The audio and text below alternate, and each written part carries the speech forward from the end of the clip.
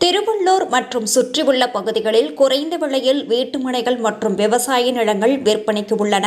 தொடர்புக்கு 9952623215. தொடர்புக்கு 9952623215.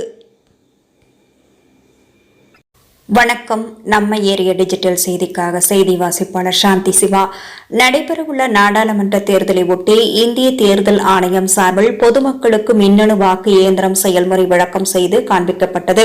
நடைபெறவுள்ள நாடாளுமன்ற தேர்தலில் மின்னணு வாக்கு இயந்திரம் பயன்படுத்தப்பட உள்ளது. இதற்கு எதிர்ப்பு தெரிவித்து விடுதலை சிறுத்தைகள் கட்சி மற்றும் பல்வேறு அமைப்பினர் வாக்கு சீட்டு முறையை வரும் நாடாளுமன்ற தேர்தலில் பயன்படுத்த வேண்டும் என கோரிக்கை விடுத்து வருகின்றனர்.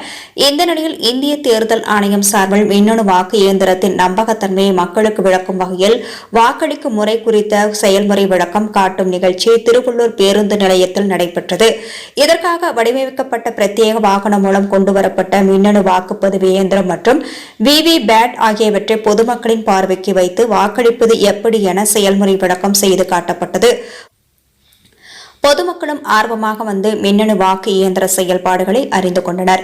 இச்செய்தி குறித்து உங்களது விமர்சனங்களை நம்ம ஏரியா டிஜிட்டல் செய்தி வரவேற்கிறது. நம்ம ஏரியா டிஜிட்டல் செய்தியை சப்ஸ்கிரைப் பண்ணுங்க, லைக் பண்ணுங்க, கமெண்ட் பண்ணுங்க, ஷேர் பண்ணுங்க.